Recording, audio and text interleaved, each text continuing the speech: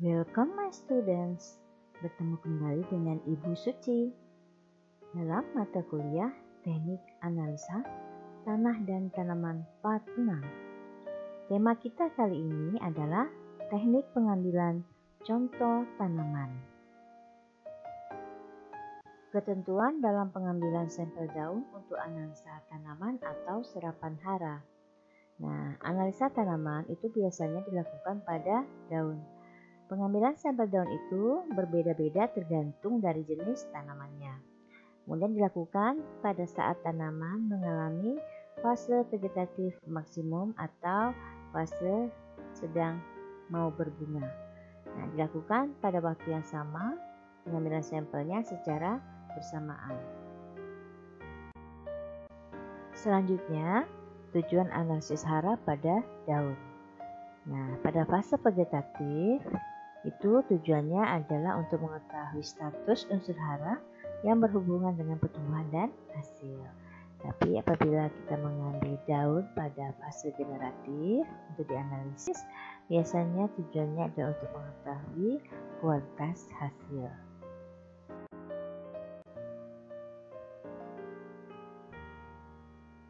Nah, keuntungan kita melakukan analisis tanaman itu adalah untuk mengintegrasikan pengaruh tanah, tanaman, iklim, dan variabel-variabel pengelolaan, sehingga merupakan ukuran ketersediaan hara yang paling tepat.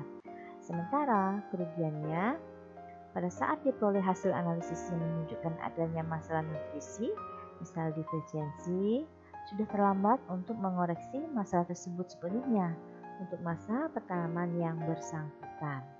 Itu ya, keuntungan dan kerugian kita melakukan analisis tanaman. Selanjutnya, pengambilan sampel tanaman. Nah, sebelumnya kalian harus memahami dulu apa yang dimaksud dengan indeks tanaman, yaitu bagian tanaman yang dapat menjelaskan status unsur hara dalam suatu jaringan tanaman. Banyaknya sampel jaringan tanaman itu biasanya 10-15% dari populasi. Contoh pada tanaman tomat ya. Pengambilan sampel untuk analisis itu biasanya dilakukan pada nomor 1, 2, 3, 4, dan 5. Nomor 1 itu berarti pada bagian pucuk, nomor 2, 3 itu pada bagian daun yang masih muda, nomor 4, 5 itu pada bagian daun yang sudah membuka sempurna. Itu.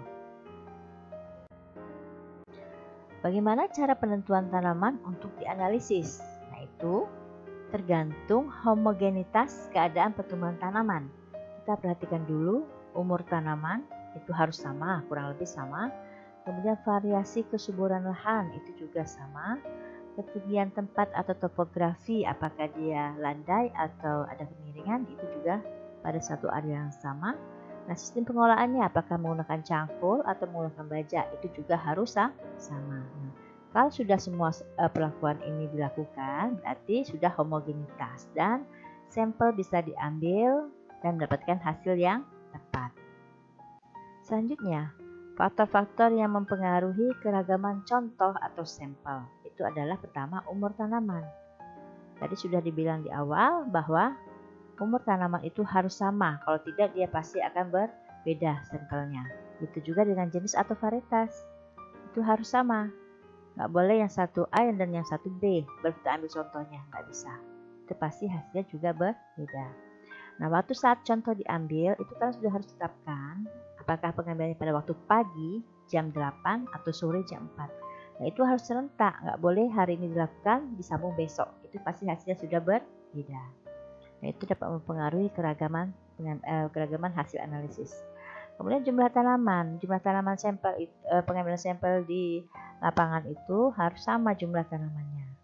Kalau satunya 5, semuanya juga harus 5 supaya tidak terjadi keragaman yang sangat berbeda.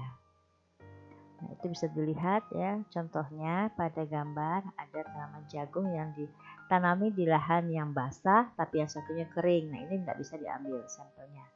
Tapi yang kedua itu bisa ya, kondisi tanahnya kurang lebih satu hamparan ya, bentuk tanaman juga mungkin sudah dipanen ya, sama. Nah, nomor 3 gambar di bawah itu juga mengakibatkan terjadi perbedaan sampel ya. Ada yang satunya berpasir, yang satunya atau PMK, yang satunya adalah tanah gambut. Nah itu ya. Ini kita lihat pada gambar jagung di bawah, itu ada umur tanaman yang berbeda-beda. Semakin bertambah umur, maka tanaman akan semakin tinggi. Nah itu yang faktor-faktor yang dapat mempengaruhi keragaman contoh atau sampel. Kita bahas umur tanaman.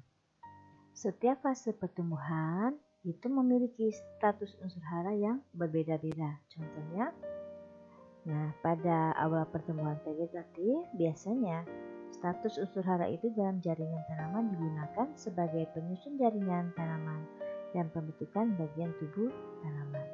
Tapi pada akhir pertumbuhan vegetatif, biasanya unsur hara dalam jaringan tanaman itu akan ditransport ke pertumbuhan generatif seperti pembentukan buah, biji, dan umbi.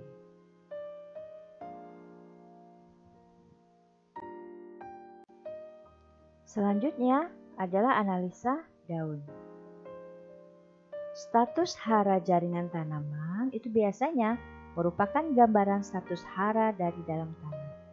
Nah, biasanya jaringan tanaman yang umumnya dianalisis itu adalah daun.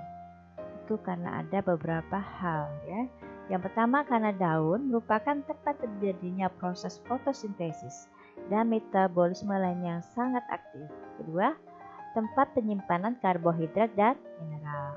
Daun juga merupakan jaringan yang selalu banyak tersedia untuk dianalisis. Diagnosa hara daun itu diperlukan untuk menghindari terjadinya kekurangan atau kelebihan hara pada suatu tanaman, sehingga penggunaan pupuk akan lebih efisien dan produksi meningkat. Analisis daun ini akan memberikan informasi status hara aktual dalam tanaman seperti kekurangan, cukup, atau kelebihan. Untuk analisa serapan atau analisa tanaman, mengapa dilakukan pada daun? Ada beberapa alasan. Yang pertama, hara yang diabsorpsi dari tanah itu akan ditranslokasikan ke seluruh bagian tanaman, tetapi semuanya terkonsentrasi di daun. Yang kedua, daun itu merupakan tempat utama metabolisme tanaman. Yang ketiga, komposisi daun itu menunjukkan perubahan dalam suplai hara. Dan yang keempat, hasil maksimum dan kualitas buah yang memuaskan merupakan hubungan kuantitatif dengan kisaran nilai analisis daun. Nah, analisis daun ini telah digunakan secara luas sebagai alat diagnosis selama beberapa tahun untuk tujuan. Pertama, menentukan unsur yang berhubungan dengan keadaan hara yang tidak teratur. Kemudian untuk menentukan kebutuhan pupuk sebelum terjadi gangguan hara. Ada lagi, mengapa pengambilan sampel daun itu dilakukan pada fase pertumbuhan vegetatif maksimum? Nah, itu ya. Alasannya, karena saat terbaik pengambilan contoh itu adalah pada saat vegetatif maksimum. Dikarenakan unsur hara yang berada dalam jaringan tanaman pada saat vegetatif maksimum tersebut dapat menunjukkan status hara, apakah kekurangan, kecukupan, atau kelebihan dalam mendukung pertumbuhan generatif. Nah, itu alasannya mengapa untuk analisa serapan itu selalu dilakukan pada saat tanaman mengalami fase vegetatif maksimum. Contoh, untuk tanaman semusim seperti padi, jagung, dan kedelai, kita mengambil sampel daunnya pada saat muncul inisiasi bunga. Kemudian untuk tanaman umbi-umbian, itu biasa sudah mulai membentuk umbi, seperti kentang, pada saat berumur 60 hari. Nah, untuk tanaman tahunan, untuk perkebunan buah-buahan, itu biasanya berdasarkan pengalaman penelitian. Menurut Mantel et al., dia merekomendasikan bahwa pengambilan sampel daun pada tanaman leci untuk diagnosa hara adalah dari cabang yang berbunga 1-2 minggu setelah munculnya panicle. Nah, faktor-faktor apa saja yang mempengaruhi keragaman? Di awal tadi sudah dijelaskannya, tapi ini Ibu akan lebih menjelaskan lagi. Yang pertama adalah umur bagian tanaman, di mana kadar unsur berbeda pada daun muda, dewasa, dan tua. Untuk jenis atau varietas, Itu akan membedakan sifat-sifat genetik tanaman yang berpengaruh terhadap susunan anatomi atau morfologi dan sifat biologisnya. Kemudian waktu.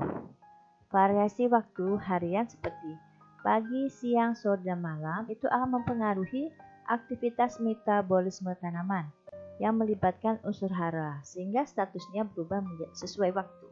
Contohnya pada pagi sekitar jam 8 sampai jam 10, siang pada saat jam 12 atau jam 4 sampai jam 14 dan seterusnya. Kemudian jumlah tanaman. Nah, jumlah tanaman itu harus dapat mewakili populasi tanaman di area observasi. Nah, perlu dilakukan pembatasan mengenai kemampuan analisis dan ekonomisnya, yaitu biasanya 10-15% dari populasi. Nah, ini pengambilan sampel daun ya untuk tanaman padi. Kita lihat ada nomor 1, 2, 3, dan 4. Nomor 1 itu kita ambil daun benderanya. Nomor 2 sampai 4 itu adalah daun Y-nya. Nah, itu pengambilan untuk daun bendera biasa untuk analisis SI. Tapi untuk daun yang lainnya yang sudah sempurna terbuka 2, 3, 4 itu untuk unsur-unsur hara lain. Analisis unsur-unsur hara lain. Nah, kapan waktu mengambil sampel daun? Yaitu pada saat fase awal berbunga, ya, vegetatif maksimum. Nah, selanjutnya untuk tanaman kedelai, ya, pengambilan sampel itu dilakukan pada saat fase awal berbunga, ya, vegetatif maksimum. Dan pengambilan daunnya itu di nomor 1, nomor 2, dan nomor 3, yaitu pada daun yang sudah dewasa terbuka sempurna dan mempunyai 3 daun. Ya.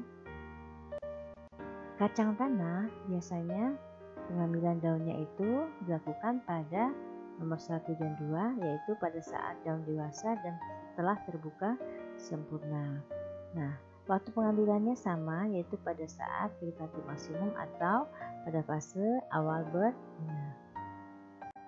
Pada tanaman jagung, pengambilan sampel daunnya itu dilakukan pada daun silk atau daun sutra, yaitu daun yang terletak di bawah tongkol muda, ya, itu pada gambar. Nah, kapan waktu ngambilnya? Ngambilnya pada saat fase vegetatif maksimum.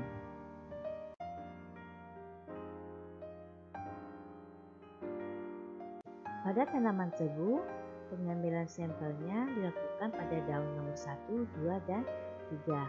Itu daun yang telah dewasa. Waktu pengambilannya pada saat tebu itu berumur 3, 6, 9 bulan. Selanjutnya pada tanaman jeruk. Itu biasanya pengambilan sampel itu dilakukan pada daun yang telah dewasa, ya. Nah, kemudian mature leaf-nya pada cabang di mana pada bagian ujungnya itu terdapat butir atau buah yang muda. Nah, itu sampelnya. Pencegahan kerusakan contoh atau sampel daun. Biasanya proses asimilasi dalam jaringan tanaman itu akan tetap berlangsung selama perjalanan hingga contoh dikeringkan di lab. Nah, cara pencegahannya, hindari sampel dari sinar matahari langsung dan suhu yang tinggi. Kemudian menempatkan contoh atau sampel dalam kantong kertas tebal yang berlubang pada dindingnya, ya. Kemudian baru dimasukkan ke dalam kotak kayu atau tas. Segera diproses dan dikeringkan dalam oven di lab ketika sampel itu tiba. Nah, kegunaan hasil analisis atau status unsur hara. Status unsur hara tanaman itu dapat digunakan untuk menganalisis apakah tanaman itu membutuhkan tambahan unsur atau tidak, atau berlebihan sehingga tanamannya keracunan. Ada beberapa istilah, ya, dalam status hara yang paling tidak kalian pahami. Yang pertama adalah defisiensi atau batas kritis kekurangan. Di sini tanaman membutuhkan pemberian unsur hara ke dalam tanah. Kemudian yang kedua istilahnya toksisitas atau batas kritis kelebihan. Pengurangan unsur hara dengan pencucian, pengapuran, dan penambahan bahan organik. Kemudian hidden hunger atau kelaparan tidak kentara, merupakan kondisi ketidakcukupan unsur hara meski sepintas gelas tanaman itu tampak berkecukupan. Namun sebenarnya tanaman tersebut mengalami kekurangan hara atau defisien. Nah, yang keempat ada luxurious consumption. Itu adalah konsumsi mewah yang merupakan kebalikan dari hidden hunger, yaitu tanaman menyerap atau mengambil unsur itu melebihi kebutuhan.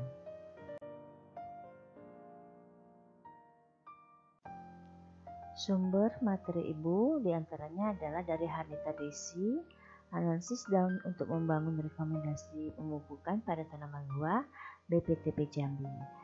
Juyen Leaf Analysis as a Guide to Fertilization of Citrus Tree, University of Florida. Demikianlah perkuliahan kita dengan tema pengambilan sampel pada tanaman atau daun kali ini. Terima kasih atas perhatian kalian. Sampai jumpa kembali dengan materi-materi perkuliahan lainnya. Jika materi ini sangat bermanfaat bagi kalian dan mudah dimengerti, silakan subscribe, like, and share channel YouTube Urai Suci ya, supaya ibu selalu bersemangat untuk membuat video-video perkuliahan yang menarik lainnya. Assalamualaikum warahmatullahi wabarakatuh.